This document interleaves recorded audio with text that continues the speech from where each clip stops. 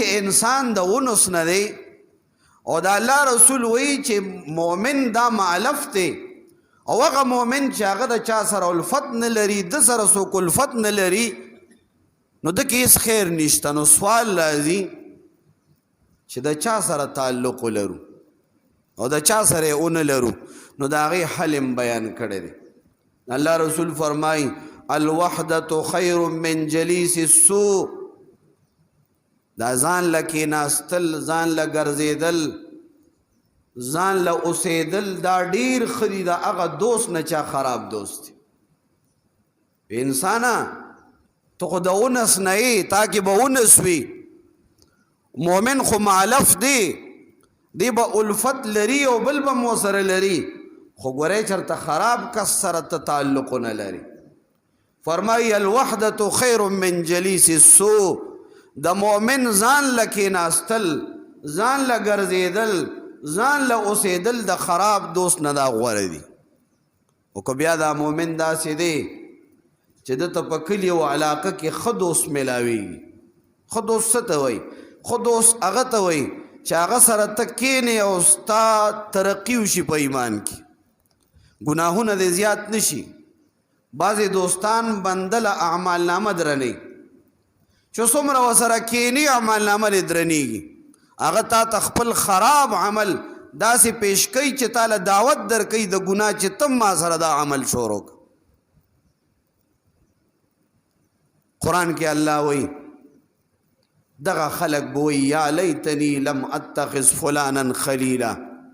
ہے افسوس دې ما لره، ہے هلاکت دې ما لره چې دنیا کې خدا پلانې سړی مې دوست نو جوړ کړی خپل، دو خو ما نه الله هېر کړی او شیطان ته یې نږدې کړی و، دې به افسوس کوي. نو فرمایي الوحدة خیر من جلیس السوء. مؤمنه که ښه دوست درته نه میلاویږي، هغه دوست چې هغه تا په ښو اعمالو کې په ترقۍ باندې کي، او هغه دوست چې هغه سره ته ناست دي چې ستا د ګناهونو میټر ولاړ دی، روان نه دی. بعضې دوستانو سره چې بنده کینی د ده د ګناهونو میټر رواني، د نیکو اعمالو میټر یې ولاړ دی.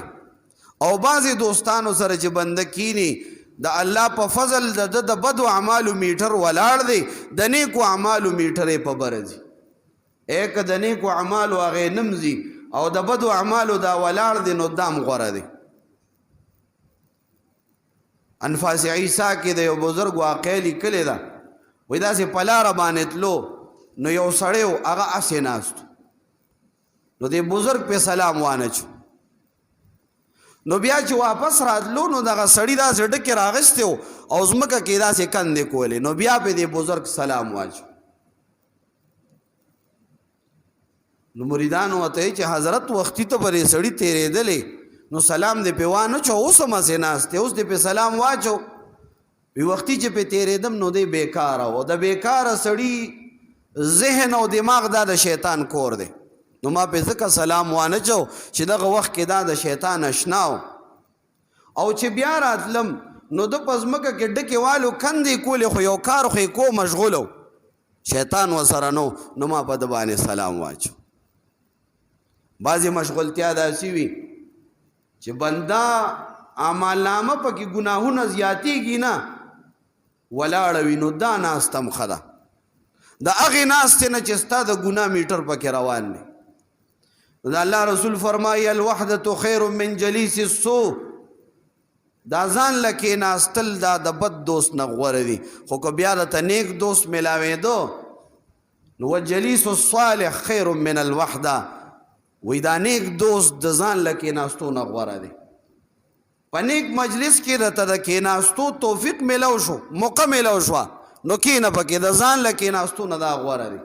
او بیا فرمایي والسکوت خیر من املاء الشر. وی دا خاموش کېناستل د شر د خبرو د ګناه د خبرو د خورولو نه غوره دي. ته پوه شوې چې د وخت کې ما نه خبرې کېږي د ګناه کېږي او بد اعمال مې پې زیاتېږي، غاړه مې درنېږي، نه الله رسول وایي دغه ځای کې خاموش کېنه، د دې خرابو خبرو نه دا خاموشي ښه ده. او بیا وایي واملاء الخیر خیر من السکوت.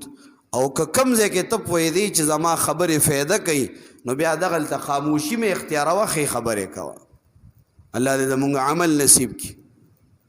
د الله رسول صلی الله علیه وسلم فرمایي چې دا مؤمن دا مالف دی، هغه مؤمن چې دی نه د چا سره الفت لري نه د ده سره د کې هېڅ